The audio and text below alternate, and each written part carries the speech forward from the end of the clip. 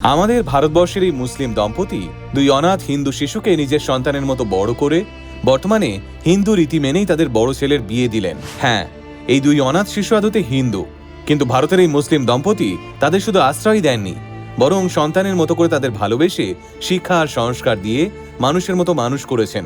আর সেই ভালোবাসার এক অনন্য প্রমাণ মিলল যখন তাদের বড় ছেলের বিয়ের সময় এলো।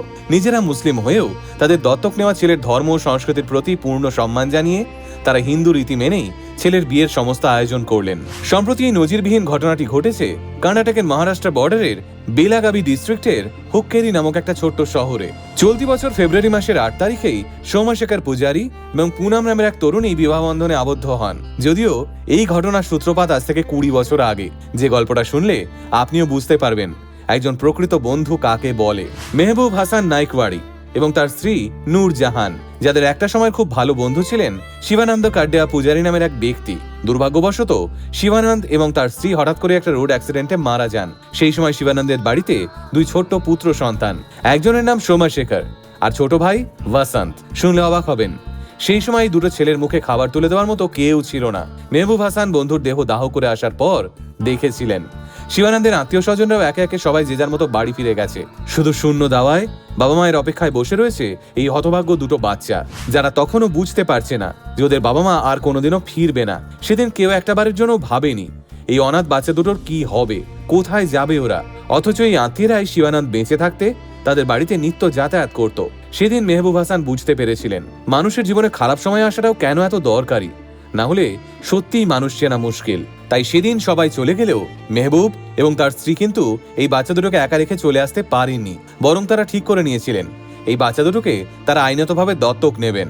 এরপর অবশ্য আইনি প্রক্রিয়া মিটিয়ে শিবানন্দের দুই ছেলেকে নিজের বাড়িতে সর্বোপরি নিজেদের জীবনে নিয়ে এসেছিলেন মেহবুব। সেই সময় মেহবুবের ঘরেও তার নিজের 5টি সন্তান, কিন্তু মেহবুব একবারের জন্য ভাবেননি এত বড় সংসার কি করে চালাবেন তিনি।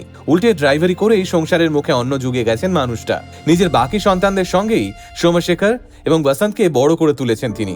এমনকি মেহবুব হাসান কোনোদিনও সোমশেখর কিংবা বসন্তকে একবারের জন্য জোর করেননি ওদের নিজেদের ধর্ম ছেড়ে মুসলিম ধর্ম আত্মস্থ করার জন্য। উল্টে সোমশেখর এবং বসন্তকে ওরা নিজেদের ধর্ম মেনেই বড় হতে সাহায্য করেছেন।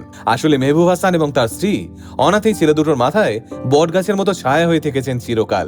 বর্তমানে সোমশেখর বিএসসি গ্র্যাজুয়েট হয়ে বেলাগাবিতে একটি এভিয়েশন কোম্পানিতে চাকরি করছেন। বসন্ত পড়াশোনা করছে। আর সোমশেখর চাকরি পাওয়ার পর থেকেই মেহবুব হাসান তার ছেলের জন্য একজন যোগ্য পাত্রী খুঁজছিলেন। বর্তমানে সৃষ্টিকর্তার আশীর্বাদে সেই পাত্রী পেয়ে তার সঙ্গে ছেলের 4 হাত এক করলেন তিনি এবং বিয়েটা সম্পূর্ণ হিন্দু রীতি মেনেই সুসম্পন্ন করলেন।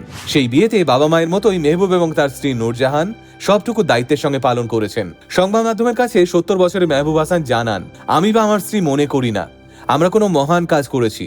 আমরা বিশ্বাস করি এই দেশের সব মানুষই আমার ভাই বোন।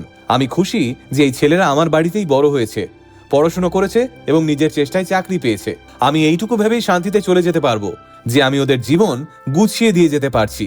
ব্যাস। আমাদের দেশের মাটিতে দাঁড়িয়ে এই ঘটনা সত্যি মানবিকতার এক বড় উদাহরণ। এই দম্পতি দেখিয়ে দিলেন সত্যি ভালোবাসার কোনো ধর্ম হয় না, আসলে মানুষের মানুষ হয়ে ওঠাটাই সব থেকে বড় পরিচয়। একই সঙ্গে মেহবুব একজন প্রকৃত বন্ধুর দৃষ্টান্ত হয়েও রয়ে গেলেন আমাদের কাছে। এটাই বোধহয় সব থেকে বড় জয়। না হলে এই স্বার্থ সিদ্ধির যুগে এমন বন্ধুত্ব পাওয়া সত্যিই ভাগ্যের।